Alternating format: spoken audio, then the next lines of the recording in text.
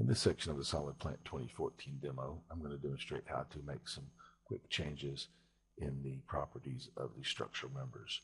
You can see we have our 3D grid frame editing. I will select the structural member feature at the bottom and edit this feature. This feature consists of the top rails that we placed very last on our structural component. This opens up our structural member property manager in the SolidWorks. And here you can see we have some options for our corner treatments. We can select a mitered corner or one butting into the other. We can also deselect the corner treatments if we like.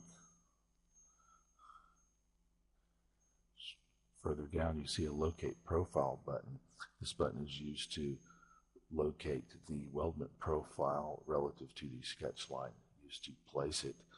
We click the button and we automatically zoom in to the weldment profile.